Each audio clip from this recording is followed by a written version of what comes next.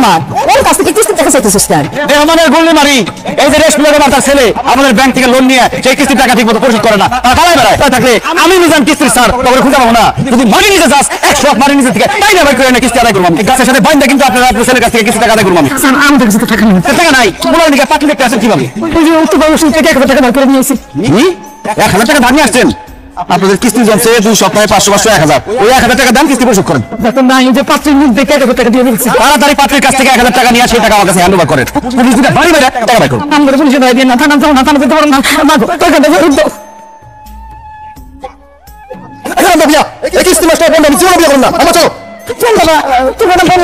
আমার মায়ের তোমাকে পছন্দ হয়েছে, বিয়ের দিন তারিখ ঠিক করতে, এখন বিয়ে করবে না কেন? আগামী সপ্তাহে টাকা পরিশোধ করেন, তাহলে কিন্তু জরিমানা দেওয়া লাগবে। ওনারা হইতেছে কি রহমতপুর গ্রামের অসহায় দরিদ্র মানুষজন, আমার দেখলেই বলে লোন ব্যবস্থা করে দাও, লোন ব্যবস্থা করে দাও। এই জন্য আপনার কাছে নিয়ে আসছি।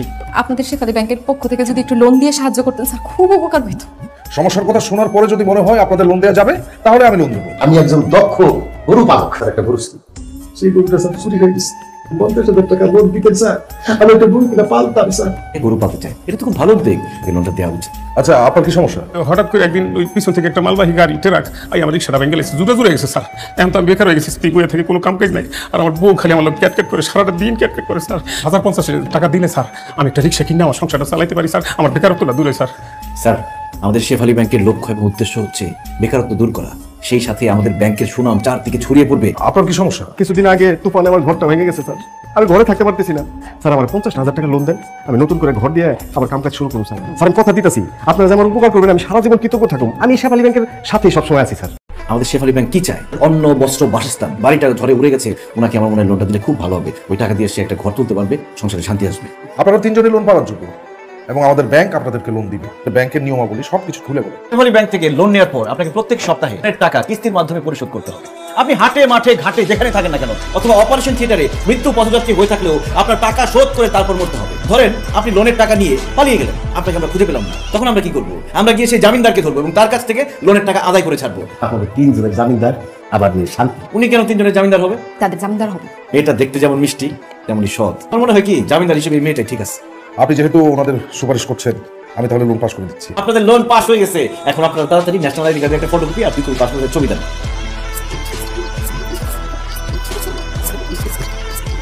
আপনারা সবাই আপনাদের লোনের টাকা আপনারা বুঝে পেয়েছেন।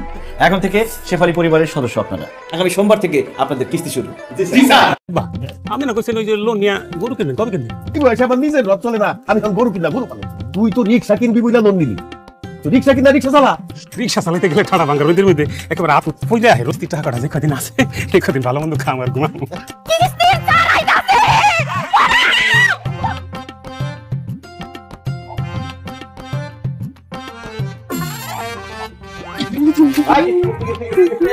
ও জসিম ভাই, ঘর থেকে বাইরে আসেন, কিস্তি টাকা নিয়ে আসেন।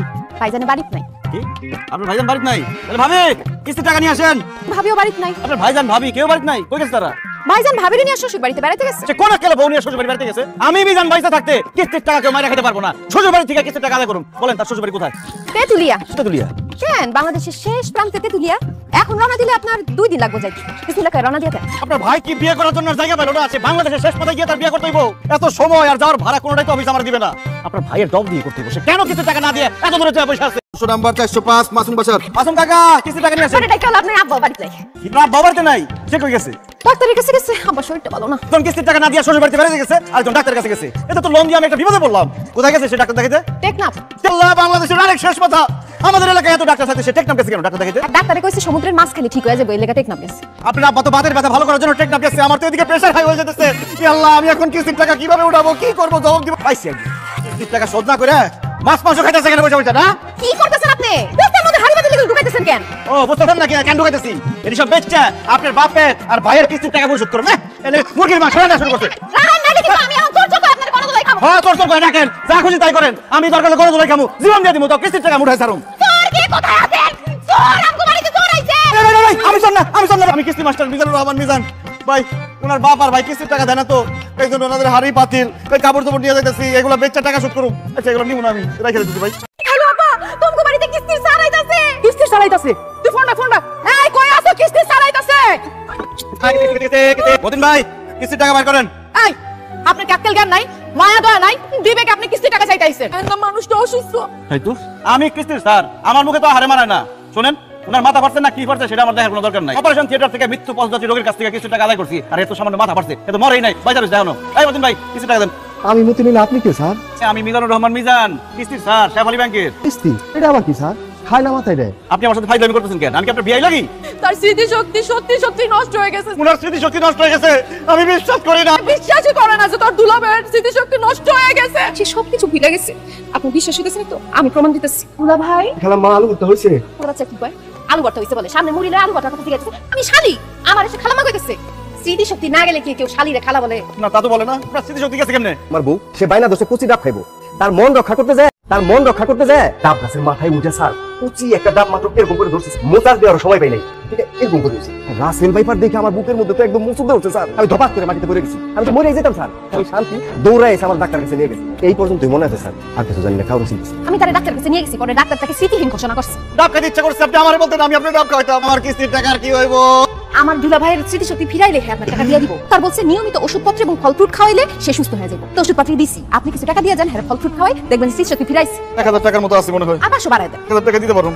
এই টাকাটা রাখেন স্মৃতিশক্তি ফিরার লিগে যা যা খরচ করার লাগে খরচ করেন কিন্তু তাড়াতাড়ি স্মৃতিশক্তি ফিরলে আমার খবর দিয়ে আমি আয়া টাকা নিয়ে যাবো তাই করে লোন দিয়ে তো আমি কি করতে বলছি এই টাকা আমাকে দাও আমি কিসে আমারে দিছে আমি ধান্দা করছি আমার কাছে না টাকাটা দিছে টাকা দিছে নিছে কে আমি খেলা দেখছো না খেলার কথা আপনি করেন না আফগানিস্তান বাংলাদেশে মাত্র 113 রানের টার্গেট দিছে এই রান কি নিবার বলো না হাল তোমার একটা ব্যাটিং আচ্ছা তাই নাকি মতন নিয়ে এই আপনি না বলে স্মৃতিশক্তি নষ্ট হয়ে গেছে আব্বার ভাইজান এরা দুইজনে আমার জোর করে চা খাইতে নিয়ে এসেছে খাইলে নাকি স্মৃতিশক্তি ফিরে আসে তোর যদি স্মৃতিশক্তি নষ্ট হয় তাহলে বাংলাদেশ আর আফগানিস্তানের খেলার কথা তোর মনে আছে কেমনে তার সাথে মিথ্যা কথা বললা কেন তুমি? আমার জামাই হিসাবে আমি তোমার কাছ থেকে এটা কোনোদিনই আশা করি নাই।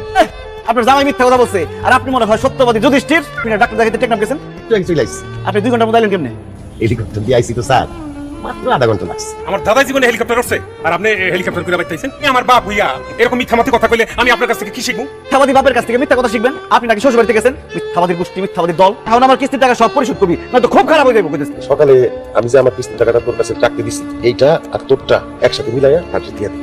আপনি জান আমি কিস্তির টাকা দিয়ে আইতেছি আবার আর আমার টাকা মতিনের কাছে দাও স্যারের টাকাটা দাও। যে আমি সব টাকা বুঝাই দিতেছি ভাইজান আপনি জানতো যান তাহলে আপনি একটু চোখটা বন্ধ করেন আমি মানি ব্যাগ থেকে টাকাটা বের করে আপনাকে দিতেছি এই মিয়া তুমি মানি ব্যাগ থেকে টাকা বের করবে আমি চোখ বন্ধ করুন কেন আপনি আমাকে বাড়ির মধ্যে বিকাশ শান্তি করতেছেন আপনি ও আমার জিনিস নাই আমি তো খালা তুমি ছোট খালা তুমি আমার লম্বা হয়ে গেছো কি আর তুমি কেমন মোটা হয়ে গেছো শেষ সাথে লম্বা আর মোটা হয়ে গেছি তোর আব্বাই কই তো ভাই কই কিছু জামাই আছে তো আব্বা কথা কইতেছে আপনি একটু খারাপ ডাকতেছি বাবা দেখে যেন কেন আইছে আপনার স্বামী আইছে শালি এতদিন পরে আইছো আসো তাই এতদিন পরে হঠাৎ করে কি বলে ফিরা কিস্তির টাকা নিতে আইছি আপনি স্যার বোরখা পুইরা আমাকে বাড়ি গাইলেন কেন? আমি আসার খবর পাইলে তো সব বাড়ি থেকে পলাই দেন গা যাতে আমার কেউ চিন্তাও না পারে বাড়ি থেকে পলাই যেতে না পারে দেন কিস্তির টাকা দেন এখন তো কিস্তির টাকা আমাদের দিতেই হবে একটা লোক আমাদেরকে বলছে কিস্তির টাকা যাতে আমরা না দিই আর সেই জন্য আমরা পলায় থাকতাম কিস্তির টাকা দিতে মানা করছে কোন লোক সে কোথায় তার কত বড় সাহস আমি দেখতে চাই স্যার আপনার পিছুই তো তারা হয় কিভাবে আন্দাজ একটা কথা বলবো কই এখানে তো কোনো লোক ধরি নাই ওনারা গেল কই ওনারা সবাই পলাইছে ওইদিকে দৌড় দেন আবার বাট পারি আমার সাথে এই মাসুম বাজার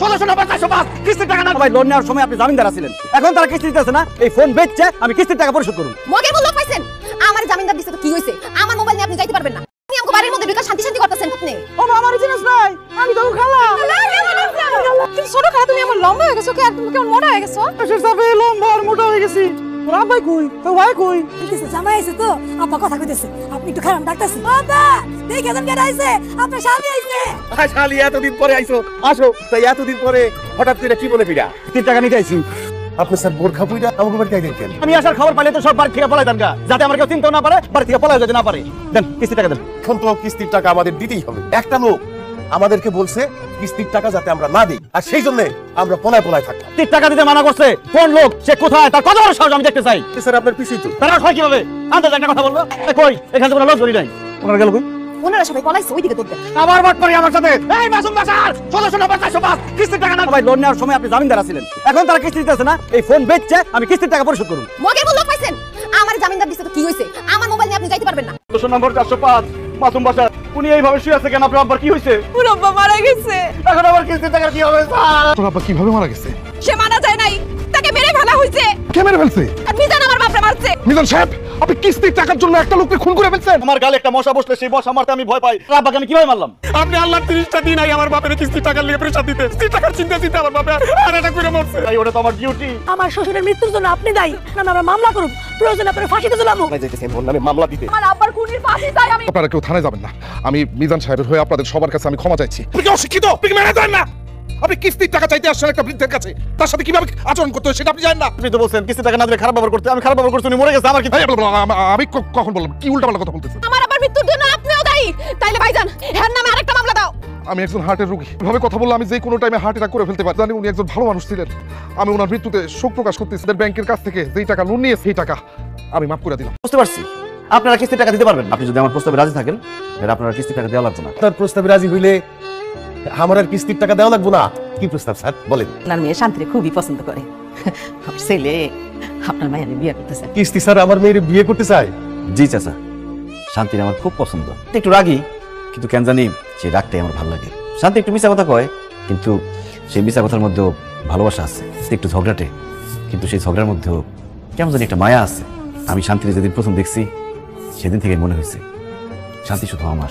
টিপ, আপনি কি আমার বিয়ে করতে রাজি? জি না, আমি মরে গেলে আপনার বিয়ে করব। আমার ছেলে তো দেখতে শুনতে ভালো, একেবারে রাজপুত্রের মতো। সে একটা কিস্তির স্যার। আমি কোন দুঃখে এই কিস্তির স্যারের বিয়ে করতে যাব? তার বেতন কম, সমাজে তার কোনো মূল্য নাই। স্ত্রীর টাকার জন্য মানুষের বাড়িতে বাড়িতে গিয়ে মানুষের পিছনে কুত্তার মতো ঘুরে সে। তাছাড়া তার সীমিত ইনকাম, এই টাকা দিয়ে তো সে নিজেই ঠিক মতো চলতে পারে না। বউয়ের ভরণ পোষণ কেমনে চালাইবো? দেখেন, আমি এক অভাবের সংসারে বড় হয়েছি, ইয়া করে আমি আরেক অভাবের সংসারে যাইতে চাই না। তাই আপনার প্রস্তাব আমি মানতে পারলাম না। স্যার, স্যার আমার কথা শুনেন স্যার। স্যার আমার পোলা নির্দোষ। আমার পোলা খুব ভালো। আপনারা যা কিছু বলার আদালতে গিয়ে বলবেন। এই নিয়ে চলো, রাখেন স্যার। স্যার আপনারা কোথাও দিতে পারবেন না। সমস্ত গ্রামবাসী মিল্লা চান্দা তুলছি। এই যে 1 লাখ টাকা চুরি দিয়ে আমরা নিয়ে যাইতেছেন, 1 লাখ টাকা আমরা জোগাড় করছি স্যার। আবার টাকা দেন। নেন স্যার, আমরা এভাবে টাকা নিতে পারবো না। আপনারা থানায় আসুন, বিষয়টা থানায় সমাধান হবে। থানায় যাওয়া লাগবে না স্যার। আমরা অরিজিনাল 2 আসামিকে ধরে ফেলেছি। 2 জন সন্ত্রাসী মিজান সাহেবকে রাস্তার মধ্যে একলা পেয়ে তাকে মেরে জোর করে তার কাছ থেকে 1 লাখ টাকা ছিনতাই করে নিয়ে গেছে। 2 জন আসামি তাদের নিজ মুখে স্বীকার করেছে। স্যার ওদিকে নিয়ে চলো। যেই কাজের জন্য লোন নিছি এই কাজটা ঠিক মতো করতাম, কিস্তি দিতেও এমন কোনো অসুবিধা হতো না। আমরা সেটা করি নাই স্যার। কথা দিতেছি স্যার। ঠিক আছে স্যার, নিয়মিত ভাবে কিস্তি পরিশোধ করুন স্যার। আমি আসলে একটা গরু আমাকে সবাই আপনি মাফ করে দিয়ে স্যার। তাদের কারোর উপর আমার কোনো রাগ অভিমান কিছুই নাই। আপনি যে বিয়ের প্রস্তাব দিছিলেন সেটা কি এখনো অবহাল আছে নাকি? অবশ্যই। তাইলে আমি হমো কিস্তি স্যারের বউ। সত্যি? 1 সত্যি, 2 সত্যি, 3 সত্যি।